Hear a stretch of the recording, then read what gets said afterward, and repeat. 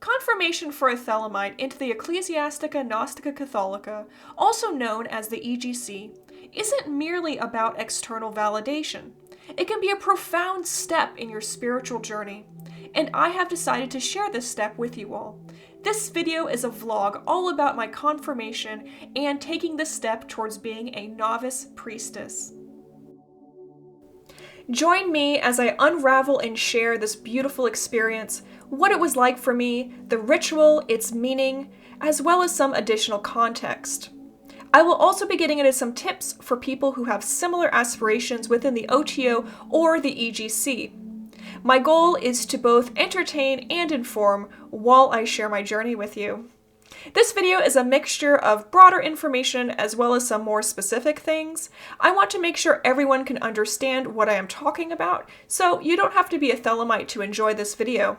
However, for my fellow Thelemites, I will be getting into some more specific things that I think would be helpful for you to know. Also, hello, I am Mavius Lynn. You can call me Lynn. I am a practicing occultist and ceremonial magician. I have a special interest in thelema.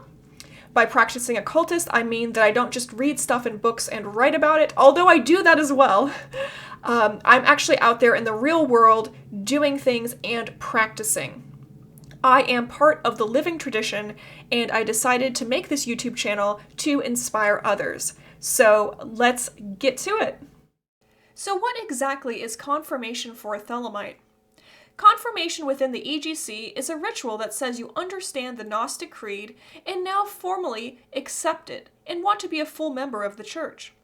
It's the next step after you are baptized towards being a priest, priestess, or deacon in the Gnostic Mass. In my case, priestess, because that is what I want to do. I think the best way to start unpacking what all of this means is a quick definition of what a Thelemite is. I really like Grandmaster Sabazius' definition, which I will paraphrase for you. A Thelemite is anyone who accepts the book of the law and whatever that means to them, and also seeks to know and do their will. Notice that definition of a Thelemite does not have the OTO or confirmation or any of that stuff in it. I just happen to be someone who made contact with the OTO and was really impressed with the organization and decided to join. You can be a Thelemite without this step. This is just the step I personally took. There is a lot of misinformation out there about Ordo Templi Orientis, also known as the OTO. Just like there is a lot of misinformation about the Freemasons. The OTO is a paramasonic organization, and that's a fancy way of saying we are a magical fraternity. It's essentially a magical community that can give you support, inspiration, and if you're lucky, you might be able to make some friends too. We do potlucks and rituals with the occasional fun activity. It's a really chill time. Women have also been allowed to join the OTO from its very start and inception and are given equal opportunities. The same with queer people. It is not a cult. We are just simply not a Christian organization. It is, instead of structured around Christianity, it is structured around the law of thelema. We are just simply a fraternity. And speaking of which, I am just a person. In no way, shape, or form do I represent the OTO. I am not speaking on behalf of the OTO. I am only speaking for myself and my experiences. So on your screen, you'll see that on the right is the OTO's lawman. In the middle is a quick look and picture of our OTO body's traveling high altar that we use for baptisms, confirmations, and the Gnostic Mass. You will, of course, get a tour of all of this later on in the video. This is just a little teaser. So I feel like this story begins with how I got involved with the OTO at all in the first place. Something about me is I have been a solar practitioner for a very, very long time. I have been an occultist who didn't know any other occultists in real life, who just stuck to my books and kept to myself. However, I got to the point in my personal journey that I wanted to experience some of the beautiful group rituals that Aleister Crowley wrote himself and participated in. I was just at a point that I really wanted to do stuff with other people and have that experience, so of course I turned to the witchcraft and pagan community that is way more prolific and easier to get into and common to find. And I do still participate in my broader pagan community to this day. I love it. I love the rituals. You may have seen me at everything from an ADF druid ritual to practicing witchcraft to whatever it may be. But at the end of the day, what really resonated with me and what I felt a calling to was specifically ceremonial magic, and that in line with Aleister Crowley. And quite frankly, there was just something really special about being around other occultists and Thelemites who get you. It opens up opportunities for deeper dialogue and ritual experiences. So when you are in a group of people who share a similar set of internal symbols and understanding of what these symbols mean within a ritual context, so I get that from hanging out with other Thelemites, for example, who've studied the same things.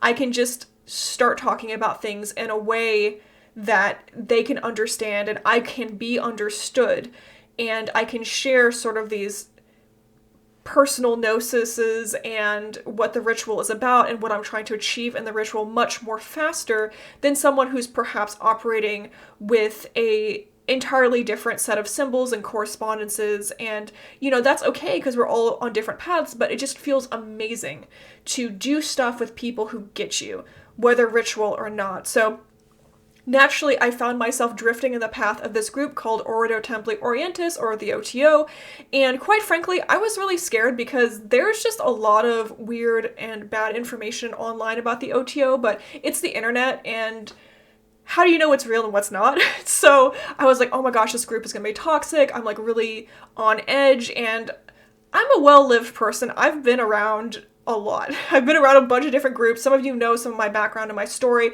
So I am far from naive. I have seen some of the worst things that can happen in a group happen. And I went in with my eyes wide open, looking for any and all red flags. And I was just like, I'm here. I just want to experience the Gnostic Mass. I don't necessarily want to get involved. I had no intention of initiating or ever participating in the Mass. I just wanted to talk to people who had a similar worldview to me, and if I hit it off, maybe make some friends. So I showed up at the OTO, and I was like, oh my gosh, these people are amazing. Like, where have you all been? My whole life. And we just really connected, and I saw nothing but green flags for me in my local group. It was a group of queer people running a group for queer people, so I felt very included as a queer person myself.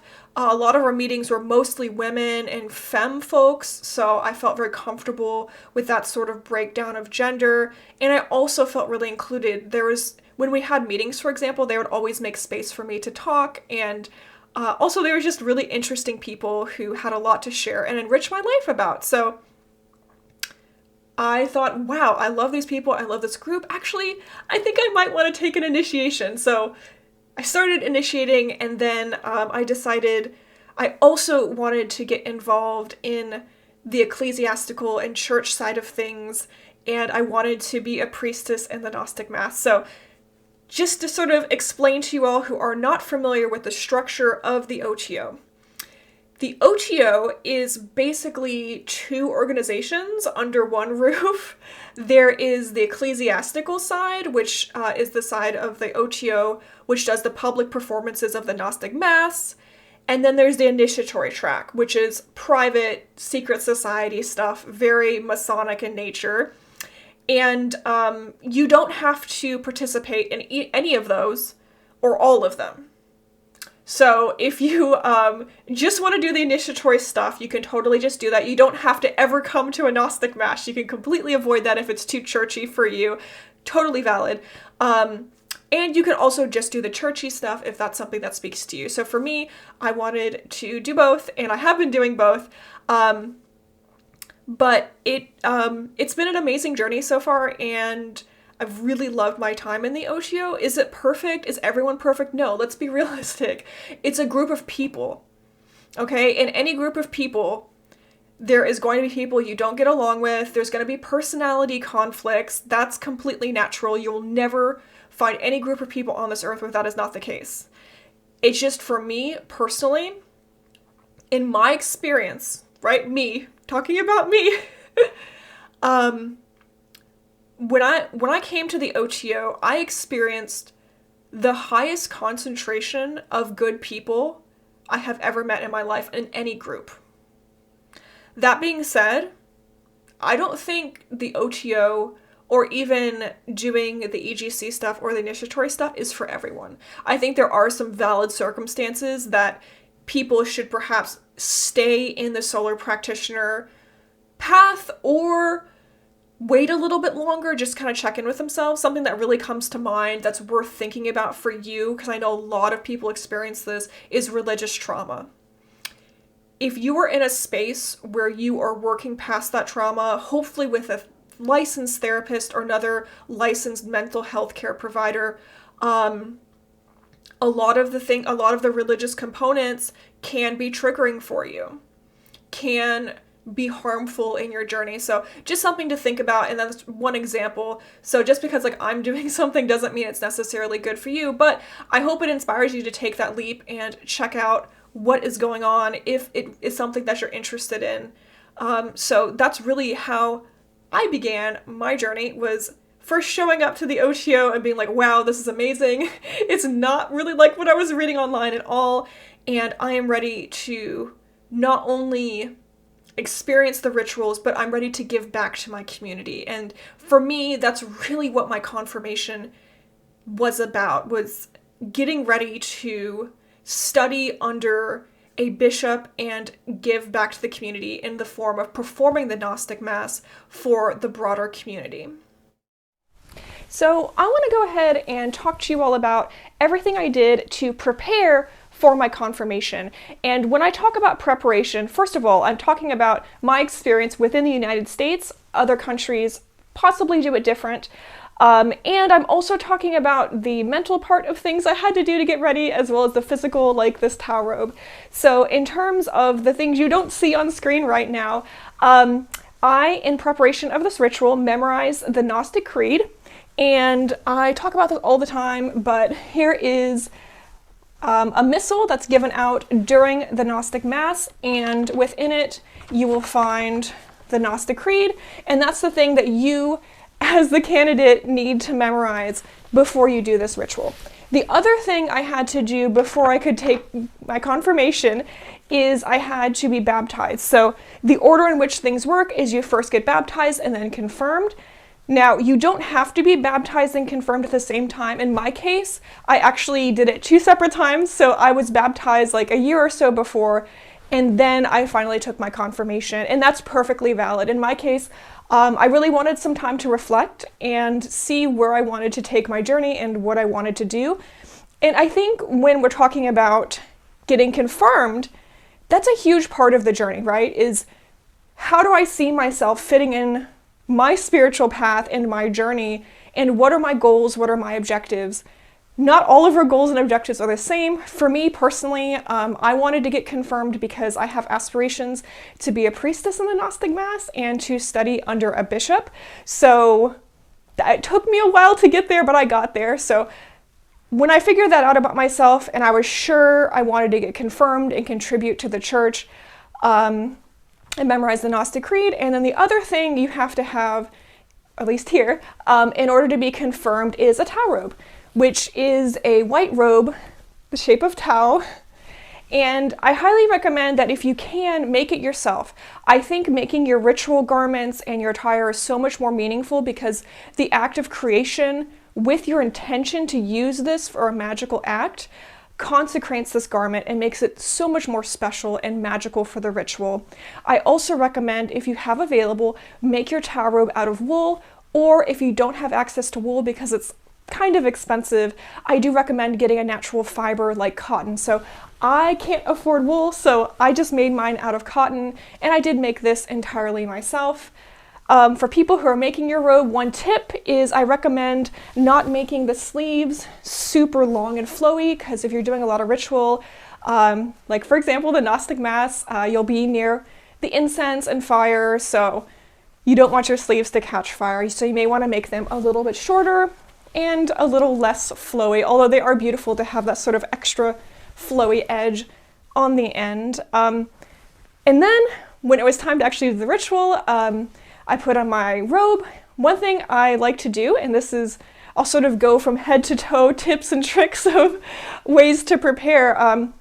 If you're like me and just have an absolute ton of hair, it might get really hot in the temple space you're in. So for basically all rituals I do, I like to get a hair tie and just pull my hair back because, oh, it's so much more air on my neck. It's so much better.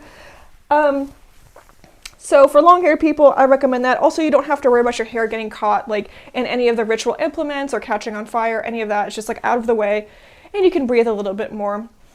As far as what you wear underneath your towel robe, traditionally, a lot of people prefer to wear absolutely nothing underneath the towel robe. And I think if that's available to you and you feel comfortable, definitely give that a shot. But for people who menstruate like me, definitely wear what you need to in that situation. So in my case, wearing underwear and whatever necessary needs you have for that time of the month, highly recommend that. And also something to think about is if you're a person who has irregular periods or is spotting, or if you are lactating, make sure you wear what you need to accommodate. So if you need to wear a panty liner, you know, a special bra, any of that. And typically you want to make sure that your garments aren't seen through your robe. So I like to choose garments that are the same color as my skin. Because this fabric is cotton and kind of on the thin side, if I were to wear like a bright white bra and underwear, then you'd probably see this outside of my towel robe and it would just be distracting and, I don't know, kind of uncomfortable for me being aware that like everyone's staring at my bra and underwear. So yeah, just shoot for nude underwear if you're going to do that. Or if you have a thicker fabric, obviously you can wear underwear, you know, that is a little bit more brightly colored or shows off, because it won't be showing off. So yeah, I covered that. And then also the question you might be asking is, what do I do about footwear? Now you can't see my feet, but I'm actually barefoot. And when I perform the ritual, we sort of have a tradition here that everyone's barefoot. And when we're doing it in a temple with beautiful carpeting, or we're doing it in someone's private home, I think that's perfectly valid, and it actually feels really nice when you have the opportunity to be doing rituals in a space you're familiar with or comfortable with and be able to take your shoes off. Now, that's not going to be the case for everyone. Obviously, sometimes rituals are done in public spaces, outdoors, or if you'll be traveling on public transit, or in a place that's like a public venue where you just don't know what's going on. I highly recommend wearing shoes, obviously, and sometimes the shoes not shoes thing is going to be a cultural thing for the local body. So if you are doing it outside, be sure to wear footwear that is safe. So these are my ritual shoes that I wear when I am outdoors, and they're just a plain white pair of shoes. They're flats, you know, nothing special. So that is a recommendation for you. Or, you know, something else that makes sense is maybe wearing tan or beige shoes to kind of, you know, neutral colors. But white is a good choice because your towel robe is white. And yeah, I think that about covers it. So I got ready, put my hair up, and nothing too wild going on, just a plain towel robe, and that's how I got ready for my confirmation. So after I had my towel robe on, it was time for me to help everyone else set up our temple. This is a quick little tour of our temple space. The first thing I passed is our water font, then the altar of incense, and then the beautiful high altar where the priestess sits during the Gnostic Mass. In our case, we performed baptisms, confirmations, and then the Gnostic Mass. This was a special Gnostic Mass where only people getting baptized and confirmed partook in the Eucharist during communication. Normally, everyone and all of the congregates present would be able to communicate during the Mass, but this was a special one. So here is the wine we used during the Mass. It has a low sulfide concentration to help with people's allergies. In my case, I was the person pouring it and getting everything ready because not only was I getting confirmed, but right after I was doing the Mass as the negative child. My role before the Mass begins as the negative child is to have the wine poured for the congregants, as well as the priest and the goblet on the altar. Some priests prefer to pour their own wine, and I always respect that, but it's always good to double check. In this case, the only people partaking in the wine and communicating, like I said, were the people getting baptized and confirmed, which is why there's only a small number on the tray. Here is another look at how the temple is laid out from a bird's eye view looking down. And as you can very quickly see, for those familiar with the Kabbalistic tree of life, yes, absolutely, the temple layout can be mapped onto the Kabbalistic tree of life, and that has some very specific meanings and context important for understanding where the baptism and confirmation rituals take place. So within this Gnostic Mass, temple layout, this is where, again, the baptism and confirmation as well as the Gnostic Mass takes place. The baptism, which occurs before the confirmation, is done at the water font. The baptism is essentially where you take on the role as the child, and you are the responsibility of your sponsors. Your sponsors for the baptism ritual make sure you understand the tenets of the philosophy you are being baptized into. And essentially, your baptism is a welcoming ritual for you into the Thelemic community. The choice of doing this at the water font makes sense because of the association with childbirth and water. The water font is also a more passive element and a more instructive ritual. After that, you are confirmed. The confirmation is done at the altar of incense, where, unlike the baptism, where you're standing there with your two sponsors instructing there, you are essentially standing there with yourself and just one sponsor. And in this ritual, it's much more active. You are saying you understand the creed, and now formally you are saying that you accept it and want to be a full member of the church. So you are essentially confirming that you understand and accept, and that's a much more active role in the ritual, and that makes sense because what is incense but made of fire and air and fire combined, making that incense, and fire is a much more active, fiery, passionate element, and that makes sense for this ritual to take place there at the altar of incense. So here is a look at the confirmation ritual itself in its entirety. It is not a super long ritual, but as someone who went through it, I thought it was so beautiful and I really felt special going through it. I felt like I was more connected and engaged with the EGC upon doing this ritual. And like I said, it's not long like the whole Gnostic Mass or anything like that. So the person going through the ritual would be the candidate, and of course the person doing it is the officiant. The one thing that catches people off guard that is different about the confirmation is, perhaps compared to other confirmations, is you do receive a blow upside the head. So someone strikes you typically with a closed fist. Not super hard, you're not going to black out or anything. The officiant tries to be mindful, typically, if you have glasses or anything like that, and not completely just ruin your day by hitting you super hard in the head. But that blow to the head is symbolic of the trials you will face as a Thelemite going about your journey, doing the work and doing the great work on the journey of doing your will.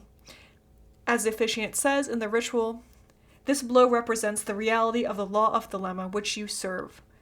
Ra Horquit is with thee. And I think that's beautiful. Of course, Ra Horquit being the crown and conquered child. So one thing I did is ask you all any questions you had about my confirmation and my experience with the EGC, and I put those questions across social media and my Discord, so that's a motivation if you are interested in a shout out or just engaging with me in these videos to follow me on social media and join my Patreon and get on my Discord. So I think I answered everyone's questions organically throughout this video, so thank you so much for that. With one exception, I will put that question on the screen and I will answer it. So I have no idea how to pronounce your username. But you asked, yes, I'm interested in the sociology of going for EGC instead of just OTO or AA. Does it replace something else? Or is it the Dracula Church aspect specifically that is interesting? So I guess I'll just sort of work backwards, that I have no idea what a Dracula Church is. I really don't know much about vampires, so if someone watching this video knows more about vampires and Dracula churches, please comment below and educate me. But to answer your question, no, my involvement within the EGC and decision to want to do performances of the Gnostic Mass has nothing to do with the rest of my OTO journey or the AA. So the AA and the OTO are separate organizations. A lot of people do both or either. But the AA is Aleister Crowley's teaching order, so if you're looking specifically for instruction and teaching and learning within the system, which is sort of like a Golden Dawn system that moves really fast, then the AA is for you.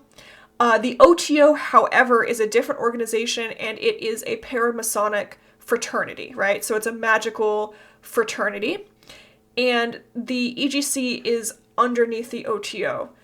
In order to do the initiations within the OTO in the United States, you do not have to do anything EGC. You don't have to get confirmed.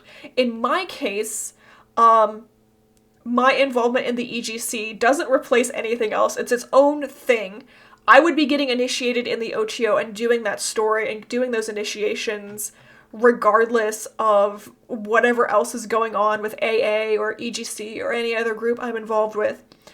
But for me personally, not only did I want to do the initiations in OTO, I also really wanted to publicly perform the Gnostic Mass and experience that magic from a giving perspective. And that's really where that decision to get confirmed for me came from, as I talked about earlier on in this video. But in order to do that, I had to be baptized and then confirmed and be studying under a bishop to eventually, hopefully, be an ordained priestess. And in the case of the Gnostic Mass, you can be an ordained priest, you can be an ordained priestess, and you can be an ordained deacon. And the benefits of ordination is you get access to the general public in a way that other clergy have access to. So I would be able to serve our broader Thelemic community by going and visiting prisons, visiting hospitals, and being able to administer the Eucharist and bring people comfort in those challenging situations, which just really spoke to me. And I also just want to perform the Mass for the general public as well. But the ordination allows you to do those hospital visits in particular, and there's visits to prisons. So yeah, if that's something important to you, then yeah, you kind of have to get baptized and confirmed. And yeah, they're separate. I hope that answers your questions. Thank you so much for asking it. Overall, I felt like my whole experience from start to finish was so beautiful, and doing my confirmation just felt amazing, and I'm so proud of myself that I was able to get through that ritual and continue on my journey to where I want to be. And as a result of my ritual, I did receive a beautiful certificate, which I will share with you on the screen. And hopefully the next time you see me talking about this, I will be publicly performing the Gnostic Mass. And I appreciate you all so much for watching and supporting me. All of my links are below where you can find me on social media and all of that, and Patreon, blah, blah, blah. So thank you so much for watching. As always, I am the center of expression for the primal will to good, and so are you.